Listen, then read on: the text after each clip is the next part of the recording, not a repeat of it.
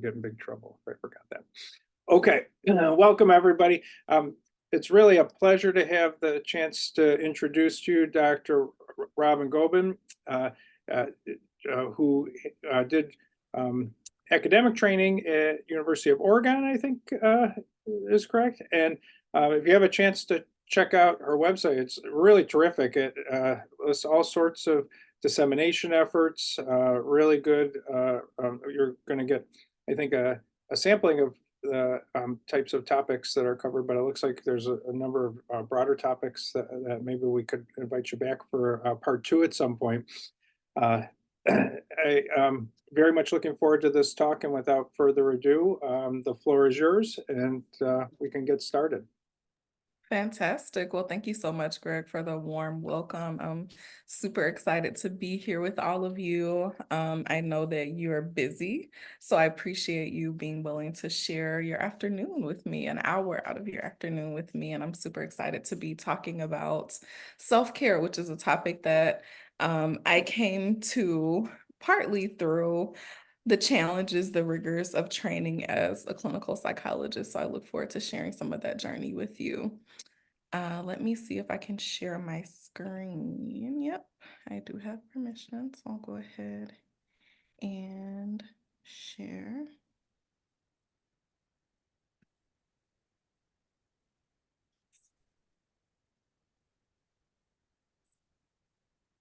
Okay. Yes, so I'm Dr. Robyn Gobin. I'm a licensed psychologist, and I'm also an associate professor at the University of Illinois Urbana-Champaign, where I teach in the Department of Kinesiology and Community Health.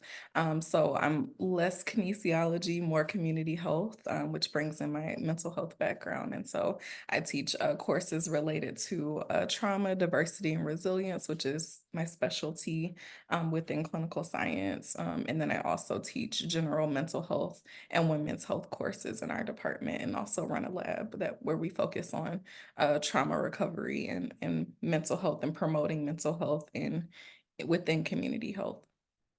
So I want to kind of share my plan for our time together today. So I want to give a self-care overview, talk about what it is, what it's not, and then talk about self-care and DEIA and clinical science, and then along the way, infuse discussion and reflection. So I'm the type of presenter that likes to be talked back to. So I hope that you all will be willing, if that's something that is less in your comfort zone. I'm hoping to encourage you to come out of your comfort zone a bit, and feel free to interrupt either by raising your hand or using the chat feature and just sharing any questions or just thoughts that come up to you as I'm speaking. I want this to be interactive as possible, because I feel like you get the most out of it, and it's enjoyable for me as well as a presenter. So feel free to share. And so I want to start with just a soft landing. So one thing you'll know about me, and probably Greg learned from my website, is that I'm a mindfulness teacher. And so a part of that piece, actually, I got introduced to that through graduate training and training in acceptance and commitment therapy. And that really led me on the pathway to that. So a part of what I like to do to start off is to make sure that we're all mentally here, but also like we're physically here, but I want to make sure that we're mentally here as well, because you know that you can be physically in one place, but your brain can be, on all different types of things. So I like to encourage us with a soft landing just to fully arrive. And so with this practice, you can feel free to allow your eyes to close. That really just provides an opportunity for you to turn the attention inward, which mindfulness is all about, is connecting with yourself. And so if that feels comfortable and accessible for you, you can feel free to close your eyes. If that doesn't feel accessible, you can also just kind of lower your gaze, maybe take yourself off camera or look away from the screen. That again just promotes this idea of turning the attention inward. So just starting with, first of all, noticing your body in this moment. Maybe taking note of if you're sitting or if you're standing or if you're lying down, just where your body is making contact with the earth. Maybe your feet are planted on the earth, and just maybe tuning into the sensations of your feet. And if you're sitting or standing or again lying, just tuning into the sensation of being held in this moment, of being supported in this moment by whatever you might be held by, whether that's your own 2 feet or a chair or another seat. And then just kind of checking in with your body and just noticing, like, what are the weather patterns? If we had to give a forecast for how you're doing today, what would that forecast be? What's alive in you right now? And again, this is just an curious kind of inquiry. There's no right answer, no wrong answer. It's just an opportunity to check in and see how am I really doing in this moment? And allowing whatever the answer that arises to be okay. There's no one right way to be, but just checking in with yourself.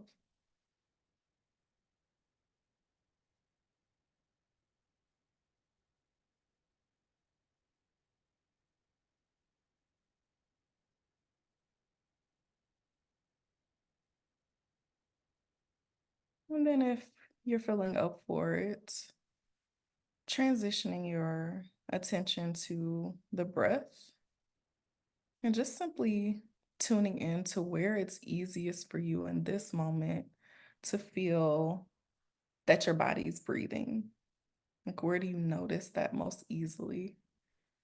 For some people, it's at the belly, with the rise and the fall of the belly on each inhalation and exhalation. For others, it's easiest to sense those physical sensations of the body breathing at the chest, the rising and falling of the chest. And for others, it's easiest to feel the body breathing at the nostrils, that sense of cool air entering in and maybe leaving through the nostrils or through the mouth. So just tuning into this moment. And the invitation is simply to notice. There's nothing more to do, but just to notice and allow your attention to rest wherever it's easiest for you to feel those physical sensations of the body breathing.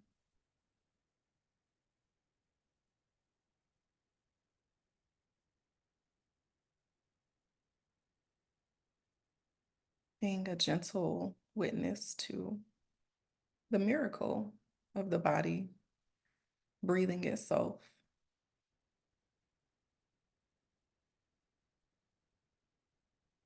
Not trying to modify the breath in any way. Nothing needs to be changed.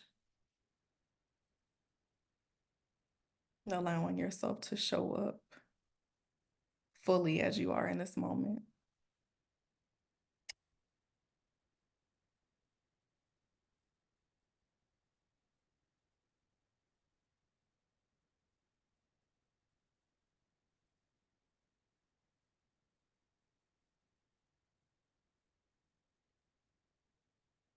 Riding the wave of the breath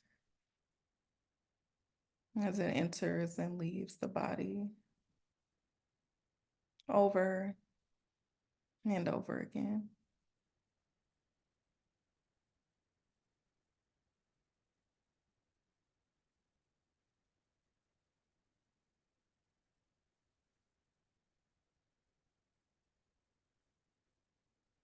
And now allowing the breath to fade into the background of awareness and bringing to mind just the physical body again. And let's start at the tip of the head and do a bit of an abbreviated body scan. And the invitation here is just to notice, like, what's alive in the body and how you might be able to offer yourself even just 1% more comfort in your body. So checking in at the head,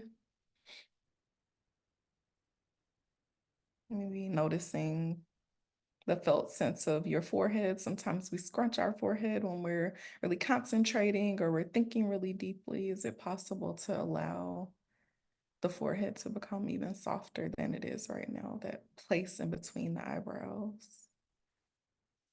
Is it possible to allow the eyes to be soft?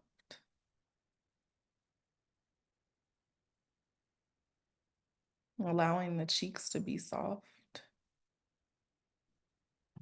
Checking in with the mouth. Sometimes we clench our teeth. And you just relax that bottom jaw. Allow it to be soft.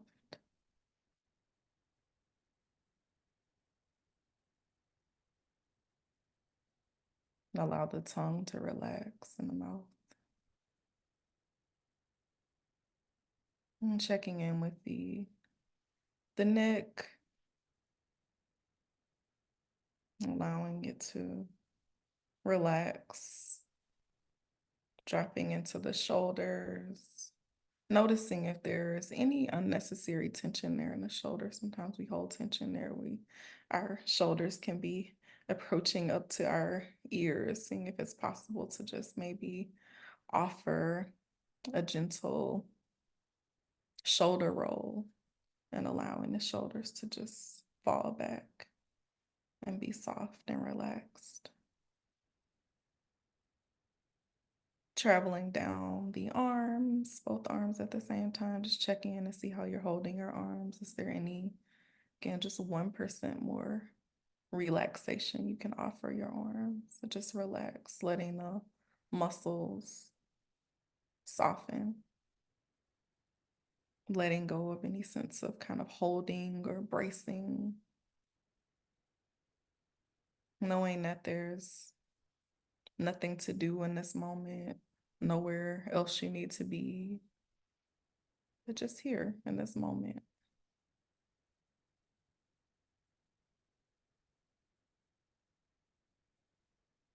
Allowing the hands to be soft. Sometimes we clench our fists, our fingers, but allowing your hands to just rest softly, perhaps on your lap. Allowing attention to travel to the chest region, allowing the chest to be soft, maybe noticing if there's any unnecessary tension that you might be able to let go of in this moment. Any unnecessary holding, bracing, dropping the attention down to the belly. A lot of times we hold in the belly. It's kind of like a habitual response. I think if you can allow the belly to be soft in this moment, letting go of the holding, allowing the pelvis to be soft,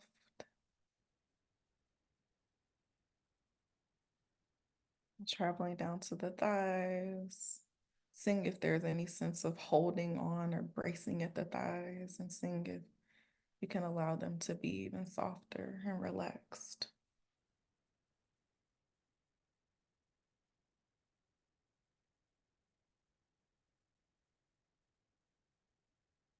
And traveling down the legs, checking in with the calves, the knees, the feet, allowing the toes to be relaxed.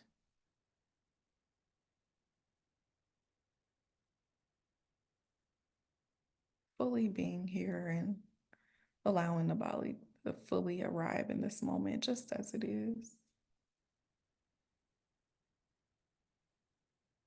And now returning to the breath and maybe taking a couple more nourishing breaths. And then when you feel complete, allowing this practice to fall to the background and opening your eyes if they've been closed and returning your attention to this room.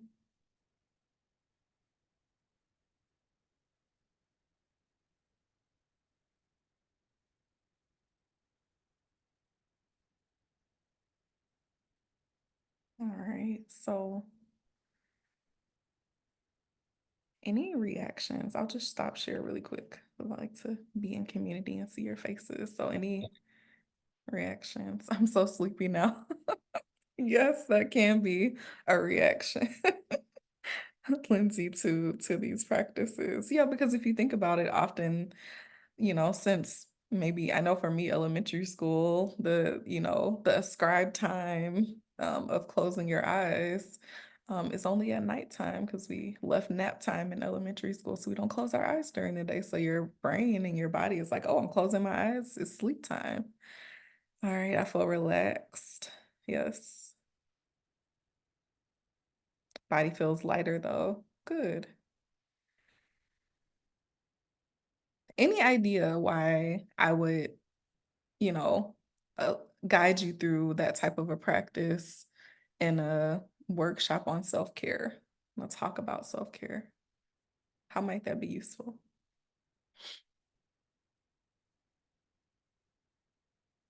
I think it's a pretty accessible way to practice self-care in even a pretty short amount of time. I know there's 5-minute mindfulness practices even that you can do at your desk. So in that way it's accessible. Yeah, thanks so much, Katie. Yeah, that it's accessible and it is a way to practice self-care. It is a way to offer your self-care. Um, and it also is a way to increase awareness. One thing for me that I've noticed with just the self-care industry, I will say, and the way that self-care is marketed is usually it's prescribed. Like people are telling you, do this, giving you a list of things to do. And the way that I like to talk about self-care and encourage people to practice self-care is really from this place of kind of inner attunement and inner knowing. And so the idea is that it's really going to be hard for you to know what you need as far as self-care if you're not tuned into your body and the messages that your body is giving you, the signals, whether that's through physical sensations, whether that's through emotion, or even through some tension in the body or pain. So I see kind of increased awareness and checking in with yourself as a first step to practicing self-care. You can't know what you need unless you know where you're at. Elena, I see relaxed, but also the body scan made me so aware of my neck, shoulder tension. Can't wait for my massage that I have scheduled. Great, great. Yes, I hope you enjoy that. That's amazing. Yes, it can make you aware. And I would like to say that too. I think mindfulness sometimes it gets this kind of good reputation, which is good, that it kind of relaxes you and it makes you kind of feel good, but also it does increase your attention to things that need attention, right? So sometimes that's not always pleasant or not always exciting to become aware of tension or pain that's in your body, but it is always instructive and it is always an opportunity um, to take care of yourself, to know what's needed, and how I might be able to take care of myself. So thank you for being willing to engage in that practice with me. And so I think if you take nothing else away from the session today, I hope you take away kind of this concept that it's so important to check in with yourself and tune in with yourself so that you know what needs have arisen, and that can be your guide to how to take care of yourself rather than looking outside of yourself for how to take care of yourself, using your own self as a guide. And so I like this quote: going inward, that's the real work. The solutions are not outside of us. Get to know who you really are, because as you search for the hero within, you inevitably become one. So you have the answers to how best to take care of yourself. And of course, there's professionals and ideas, right? But I want the first kind of guide to be you and your own kind of inner knowing.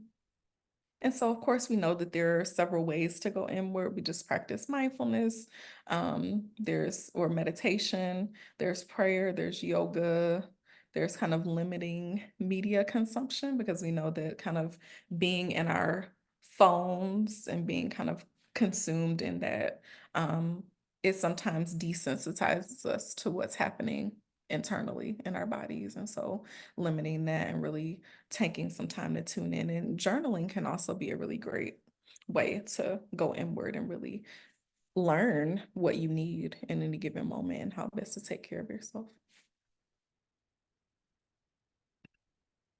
Okay, so let's talk about some self-care definitions. But before we get into that, I just want to check in with you and give you an opportunity to kind of think about how you yourself relate to self-care. So I'm curious, what is the latest way that you practice self-care? If you want to share in the chat, what is the latest way that you've practiced self-care? What does that look like for you recently?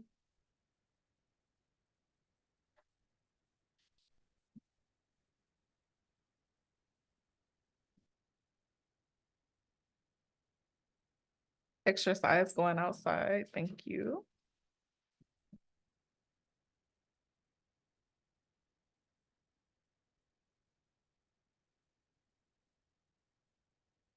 Any other ways that you've taken care of yourself? Literally the same. Okay. Exercise, playing guitar, piano, taking a nap when your body needed it. Yes. Oh, here they come. Okay. Um, Listening to my body when it needs rest, turning on do not disturb after a certain time at night. Yes. Allow myself. Ooh, it's going fast. Okay. Allow myself to sleep in after a rough night. Yes. Stretching, working out, social time, setting boundaries, even when there's more work to do. Yes, especially when there's more work to do. Stepping away from the computer. Yes. Devices after a certain time at night. Yeah, all of these are beautiful. Thank you so much for sharing. Putting limits on phone use during the day so that I can get my work done during work hours. Yes. So kind of creating boundaries so you can have that barrier between like work and home life. Yeah, I really like that. Thank you all for sharing. Good. So I'm glad that's kind of my way of gauging like what's going on. So I'm glad that you have some self-care practices that you're already engaging in and that you're taking care of yourself. And hopefully, as we kind of talk today, you'll maybe have some different perspectives on self-care and be able to kind of open up to some different ways that you might be able to practice taking care of yourself. Okay, so some definitions. So we have first from the World Health Organization. Here's their definition. So self-care is the ability of individuals, families, and communities to promote health, prevent disease, maintain health, and cope with illness and disability with or without the support of a health worker. So this is really focused on health promotion, disease prevention, maintaining health, and being able to cope with illnesses and limitations that one might encounter. I like to say, you know, at its very basic level, self-care is really knowing what you need and having the courage to give it to yourself. And why I say courage is that it does take courage in my estimation in our given society where there's so much that's vying for our attention and our time. It takes courage to kind of silence all of that, to put it on pause and turn to yourself and give yourself what you need, even though everybody else is pulling for you to give your attention to them. Another way to think about self-care is it's really about restoring balance to a life that has grown imbalanced. So if we kind of think about work life, kind of if there's more time invested in one area, and of course that I think that's just natural, the way that our workforce is set up. We spend more of our day at work than we do sometimes at home. That happens. But if you notice that you're feeling kind of like an imbalance, where you can't even like enjoy time at home because you're always thinking about work, trying to restore some of that balance so that you have an identity outside of the work that you do. And you're able to fuel yourself and feed yourself in ways that are outside of your career and your work. Engaging in activities that help you to feel healthy, connected, happy, and effective. So I think about self-care as doing things to help promote your health. And sustain you. I think about self-care as ways to feel connected to something larger than yourself, to be connected to the communities and families that you care about, a way to bring some happiness and joy into your life.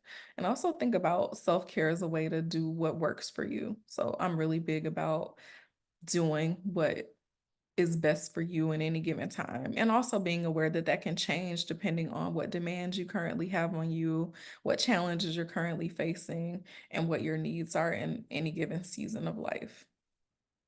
So it's not, again, about, you'll hear a theme here. It's not about kind of doing a prescribed list of do's and don'ts, but it's really about, okay, what's going to work for me given the time that I have right now, given the responsibilities that I have right now, how can I best take care of myself?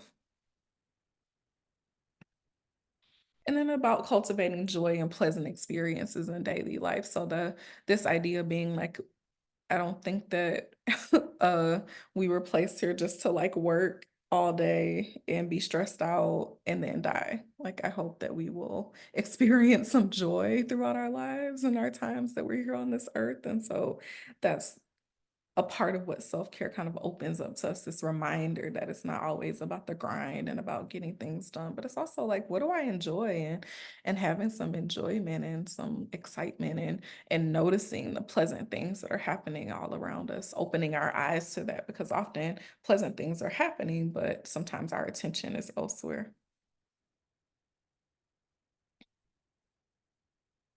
And so I did want to raise types of self-care. So I was fortunate in 2019 to publish my first book, where called The Self-Care Prescription. And in that book, I talk about different types of self-care, different ways that we can take care of ourselves. So I want to go through those. So the first one being social self-care. And so social self-care is this idea that you are engaging with other people in your life. A reminder that we're, not at our best when we're doing life in isolation and alone, disconnected from other people. So it's taking the initiative to schedule that, night out with your friends. It's making sure to stay connected to family back home if you're away from them. It's being willing to go to that event, even though you have like this paper that you're working on.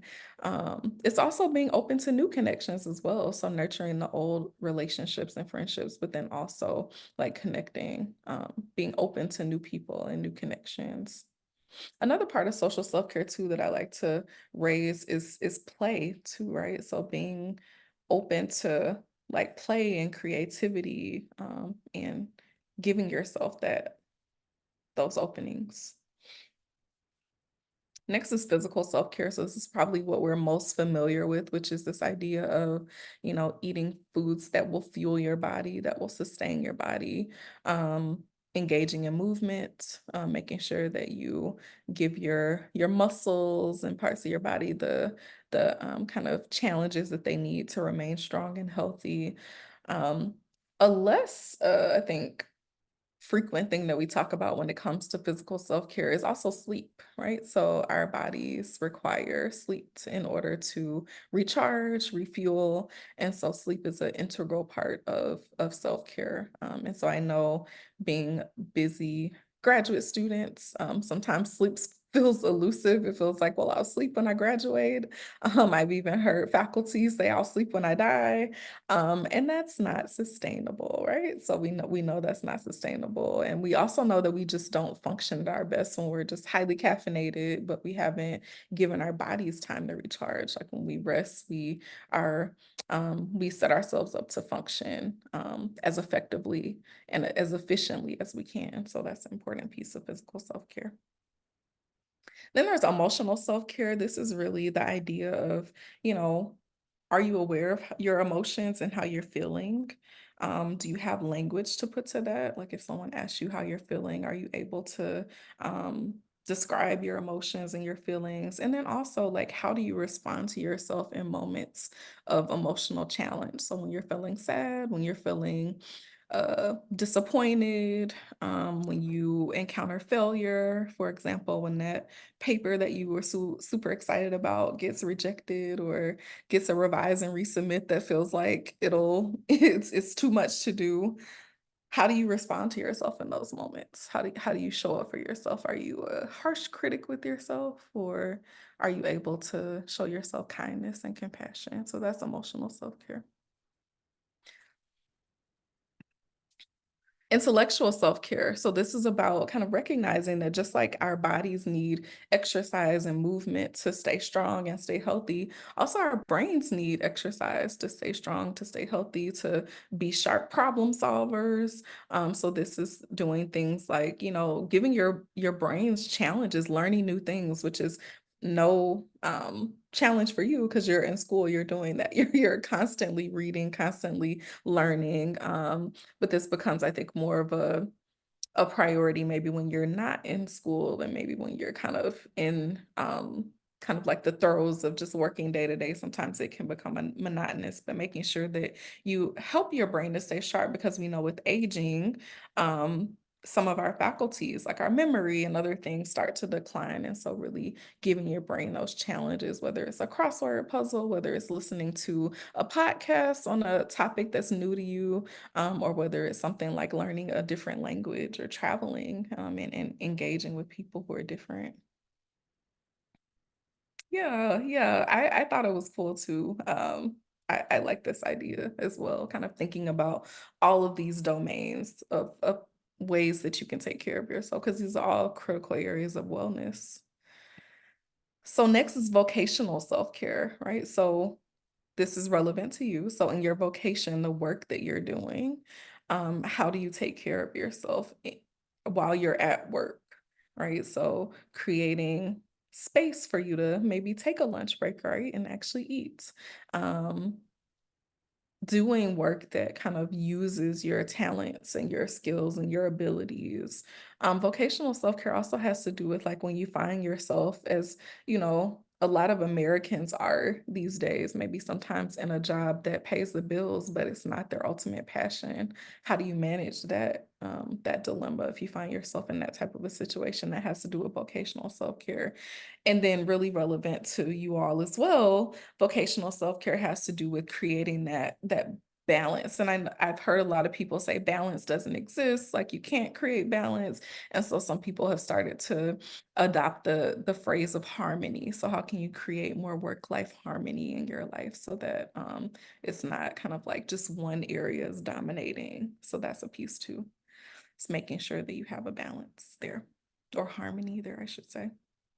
And then lastly is spiritual self-care. So this is really about kind of honoring the idea that you exist beyond like what you see when you look in the mirror. Like we all have an energy that we bring. We all have an essence that we bring when we walk into the room. Um, we all kind of have deeper desires to connect with something larger than ourselves. For some people, that's a spiritual figure or religious figure. For other people, it's nature or it's a certain community. So this is really about like feeding and fueling that desire that you have inside of you to kind of be connected to something larger than yourself, and giving yourself those opportunities to be connected.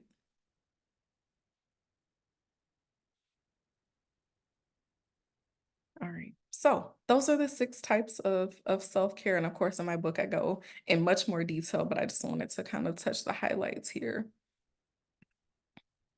And so I want to just kind of give a moment of reflection for you to kind of think for yourself about these types of self-care that I offered, and just maybe think about maybe which one of those like you could use more of in this moment.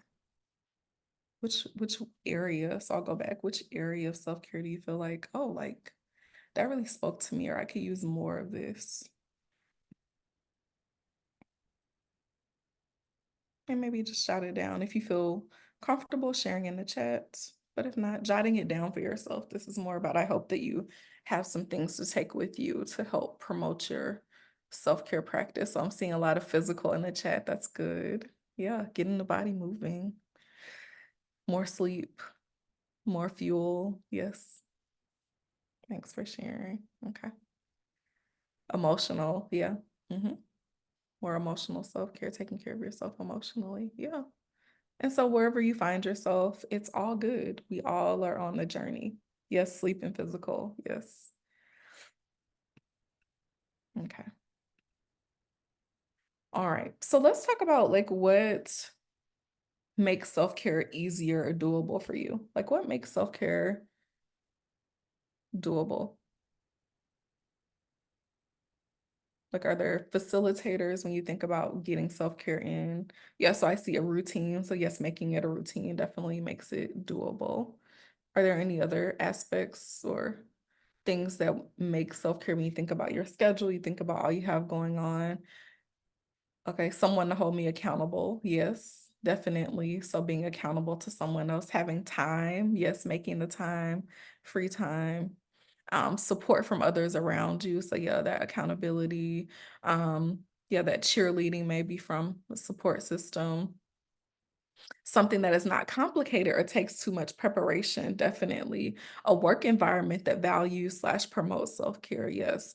People that are understanding of your need for self-care, planning it ahead of time, professors, mentors, etc. Yes, so I'm seeing her like seeing models of self-care really helps. Having people that promote self-care, having environments that promote self-care, and then also having the time and making the space in one's schedule for self-care is really important. Oh, yes, Emma, thank you. Believing that you deserve it.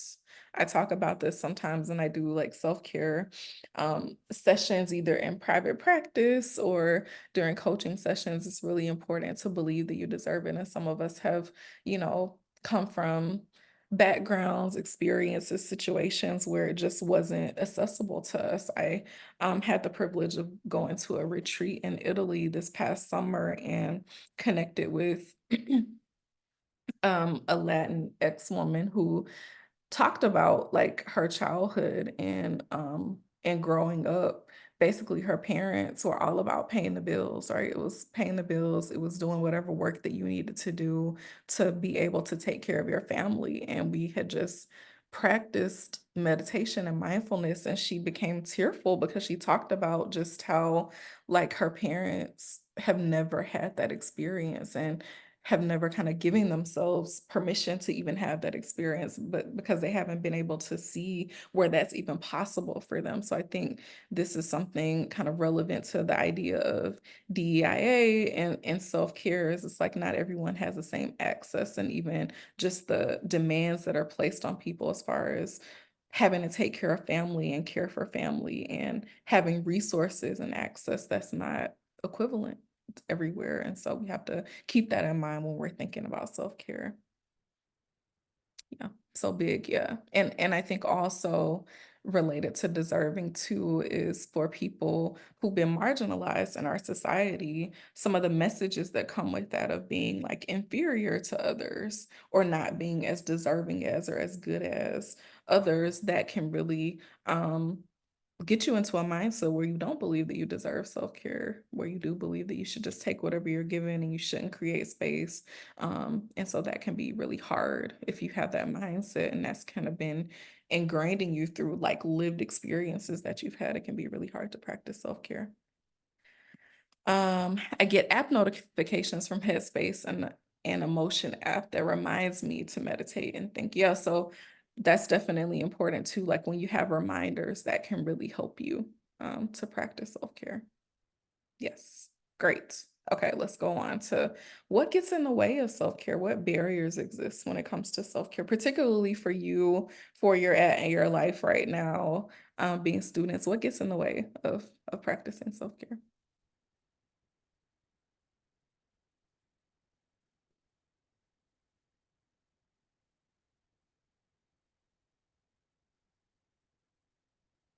Schedule requires a lot of flexibility, so hard to make consistent routines. Yeah, we talked about routines being a facilitator, but if your schedule has a lot of change and requires a lot of change because you're juggling a lot of different things as students, like research, classes, clinical work, right? And sometimes those schedules are not consistent, not enough time. Choosing between taking care of your living space and giving yourself rest. Yes, so those tough choices. Low motivation. Yeah, sometimes it just, you don't feel like it. Just point blank period. I'm glad you spoke to that, Lindsay. Competing demands. Yes, it feels like everything is a fire, everything is a crisis. And so what do I choose, right? And so sometimes it can be hard to prioritize self-care over the other things that need to get done. not enough time, pressure to meet deadlines, definitely the guilt of engaging in self-care when there's work that could be done instead. Yes, Emma, thank you for raising that. That's huge. When I talk to people about self-care and do workshops and keynotes about it, that's one of the things that I always get is the guilt gets in the way, right? The guilt is one of the biggest barriers, because people feel like how dare I give time to myself when all of these other things need to be done, um, and have to get done, right? And it becomes even challenging for people who are parents and they're like, my kids need my time, my kids need my attention. I can't take attention away from them to give to myself. That just feels wrong on so many levels. Another piece that I get for people too sometimes is self-care feels like selfish, right? And that's sometimes a part of what's motivating the guilt is it feels like it's selfish, right? I shouldn't be giving all this time to myself when other people, when other things, when I've committed to other responsibilities that require my time and attention. And so the way that I think about that and the thing that I try to tell people to help with that is if you think about something that's selfish, only you benefit from things that are selfish, right? So if you practice self-care, though, what we know is that you show up as a better, more holistic, more calm, more level-headed, more creative um, version of yourself when you take care of yourself, right? And so, and then everything connected to you benefits from that version of you. And so I like to encourage people to think about it that way, right? It's like when I take care of myself, everything connected to me benefits. Like my work benefits when I'm well rested and I've slept and I've maybe taken a weekend away from email to really kind of engage socially with the people who care about me. Like that recharges me and sets me up to be a better researcher, to be a better clinician. Okay, so thanks for sharing those things, which are really real. And so then when we kind of think about self-care and DEIA and clinical practice, let's think about just a definition here. We think about what is DEIA. So diversity, equity, and inclusion and accessibility refers to a set of practices intended to ensure people from a broad set of socio-demographic backgrounds are represented and able to thrive in a workforce. And an organization's actions and services to that public that consider the needs and desired outcomes of all its stakeholders, right? So one piece that really sticks out in this definition is kind of ensuring that people from a broad set of socio-demographic backgrounds are represented, in kind of thinking about self-care, and also like in the practice of self-care and opportunities and access to self-care. And so when we think about socio-demographic backgrounds, one model that I like to use is Pamela Hayes's addressing framework and kind of thinking about the different identities that people can have. I'm sure that people are familiar with this. Is this familiar to people? Or yes, okay, I'm seeing head shaking. So yes, this is just kind of like a model of thinking about when you're working with clients and the different identities that they bring into the room. And so I like to think about this, but then also thinking about again that there's dominant groups, that there's certain power conferred with certain identities, and then certain disadvantages or less power or more marginalization or oppression that's connected to certain identities that people might have. So that's really relevant when we think about self-care and being able to practice self-care in our society in particular.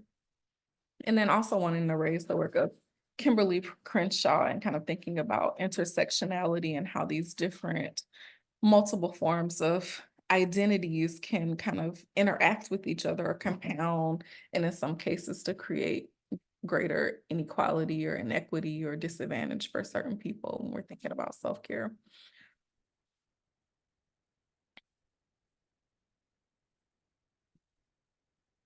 And so I want to think about just briefly in the context of kind of your context of developing clinical scientist or being engaged in the work of being a clinical scientist.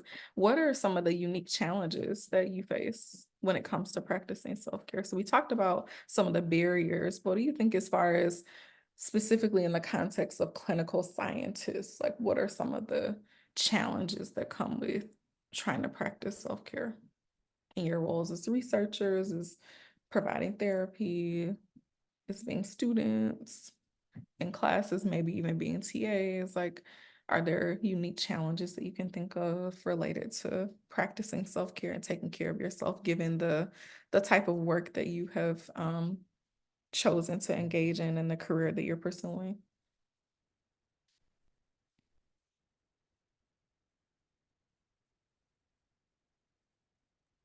I can speak Yeah, since I've sure. been chatting this whole time, but I think something that's kind of, I don't know, personally I've struggled with is like, I feel like there's a lot of hypocrisy of like, we teach people these skills and then we struggle ourselves to Yeah. use them.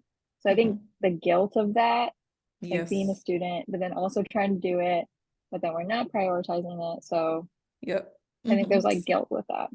Yeah, so practice what I preach, not what I do, right? Like, so don't do what I do, but do what I say.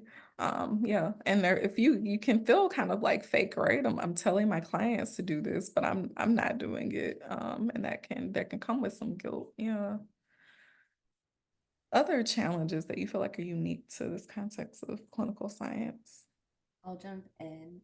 Yes, please. I feel like one of them that, so like similarly with having clinical work, a lot of it feels just very like urgent and important with regards to like your notes have to be done within a certain time frame. Your clients need to be seen, things along those lines. So I think that that can make it harder to set boundaries at some work.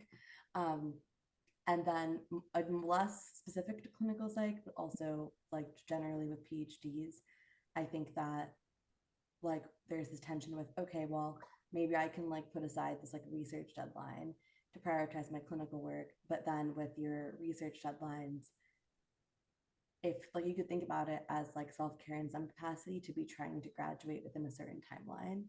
So then there's this tension with, okay, I want to make progress towards these milestones so that I am making the progress that I need, that I think will help me facilitate self-care in my life and meet my goals, but also that requires a lot of work and time, which can get in the way of practicing self-care.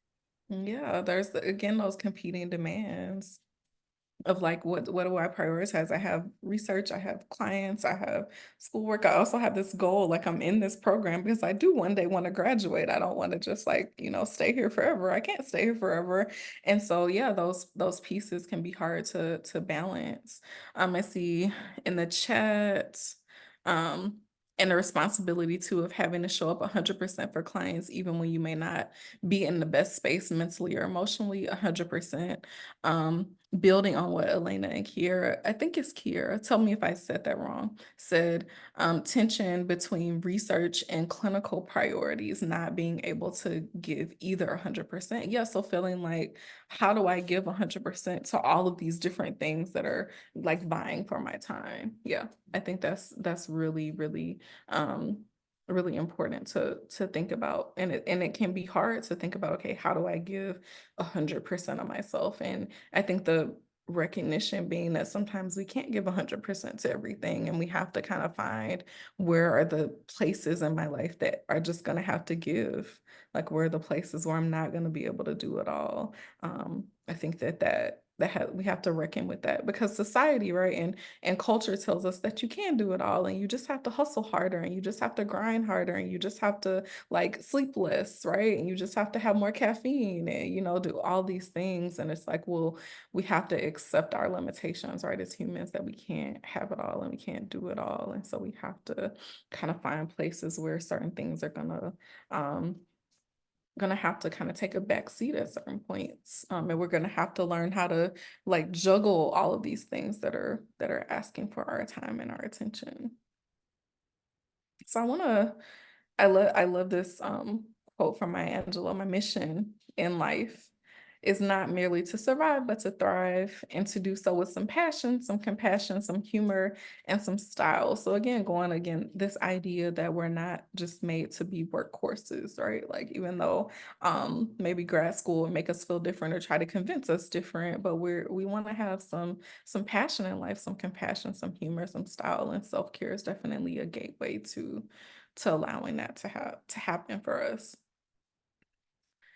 And so I just want to lift up really quickly kind of this research that I just came across recently, Miller and Tran kind of talking about self-care and how it has been almost co-opted by capitalism, basically, in a lot of ways, and how this can complicate things for us as well in thinking about practicing self-care. So some of the ideas around like, self-care being sold as treat yourself. Like, so I'm sure you've seen memes on Instagram or on TikTok. It's like all about treating yourself and just doing what feels good. And that really is, not the goal at the end of the day. It's not about doing what feels good. I hope that you walk away from this knowing that self-care is not about just doing what feels good, because sometimes practicing self-care can be really like a reckoning. It can be really hard, right? And so just a very basic, simple example, like going to the dentist is self-care. But I don't know anybody who's like, jumping at the bit when it's time for their like,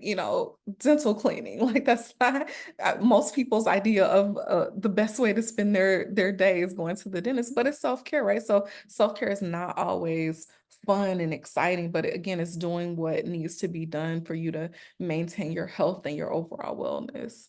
I think also another piece when we kind of think about DEIA and we think about different kind of cultures and groups, really this idea that like self-care is sold as this individual activity and this individual responsibility, like it's on the individual to make it happen. But I think as you all spoke to earlier, sometimes the systems that we find ourselves in, whether that be academia or whether that be other organizations that we find ourselves in, don't necessarily create the space or even give us the training, right? Sometimes it's shared that this is a priority, right? And we want, people to practice self-care, but there's no training, there's no like time or space to be able to practice it. And so sometimes there's the tension of like, well, is it really a priority or do I really have time for it because I'm not being trained in how to practice it? Even though it's an ethical mandate for us as psychologists, right, to take care of ourselves, but there's not a class in self-care in graduate school. I think also another piece too that I wanted to recognize here is self-care kind of being kind of co-opted or sold as like a means of just coping with the status quo of just like sometimes the organizations that we find ourselves in are wanting us to practice self-care just so we don't burn out, just so that we don't leave, just so that they can meet their bottom line, but not really kind of thinking about self-care as a way of really kind of healing at a deeper level, and also practicing self-care as a means of like self-determination and collective action too. So that kind of resistance piece of not just kind of taking care of yourself so that you can survive in toxic, oppressive environments, but taking care of yourself so that you have the energy and the mobilization maybe to resist or change those systems that are not working for you.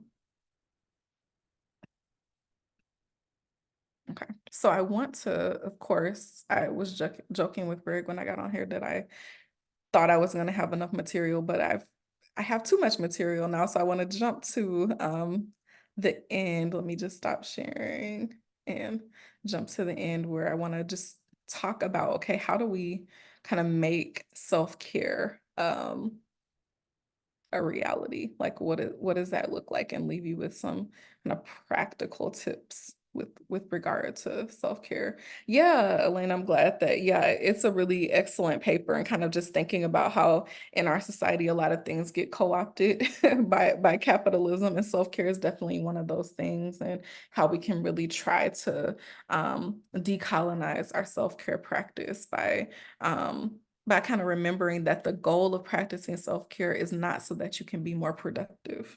Like that's not the goal. The goal is to take care of yourself because you deserve to be taken care of, period. It's not so that you can write another paper so that you can do, yes, sure, you might do that with your energy that you have, but that's not the goal, right? And that's a decolonial way of looking at self-care, and also this idea of community care and self-care being connected, right? So not mandating that in order to practice self-care, you have to disconnect yourself from the communities and the people that you care about. But how can we help people to practice self-care in community and support with the people that they care about and that they love? So I'm going to share one more time. I think I got the screen that I want. And so some kind of practical tips about like, how do I kind of make this happen? So I think the first thing to do is to write it down, right? Like a lot of things don't happen for me unless I write it down, just to remember to do a lot of things. So I think writing it down is really important. I think one place to start by writing it down is in your calendar. If you're a kind of a planner person and you have a physical planner that you write down, or if you have a electronic, you manage your schedule in the calendar app in your phone, whatever it is, like writing it down, making space for it. It's not going to just magically happen. That's one thing that I've learned over years and years and years, that it just space doesn't happen. I have to make the space. I have to make the time for self-care. And making it visible, right? So somebody talked about getting those reminders. So putting it somewhere, like if it's a sticky note that you put on your mirror that you have to see every day in your bathroom, that reminds you to practice self-care and just do small things. Another thing I want to say here too is that self-care does not have to be time intensive, right? So it can be just taking like 2 minutes to just like breathe in the morning before you pick up your phone. It can be like people talked about, like turning on your do not disturb on your phone, or something that I've done that's been pretty radical. I did a presentation for our chancellor's office where I talked about taking my school email off of my phone, and everybody like gasps, like it's just so radical. But yeah, so it's different levels, right? And it's about what works for you given where you are now. But I think just thinking there can be these micro moments of self-care. And so I like to challenge you to think about, like, what micro moments of self-care can I create for myself so I don't feel like I need a whole Hawaiian vacation, or I need like a whole afternoon to read a novel. But like, how can I create these mini moments of self-care that are gonna help me to feel healthier, help bring some joy and some pleasantry into my life, help me to be effective given the roles that I have.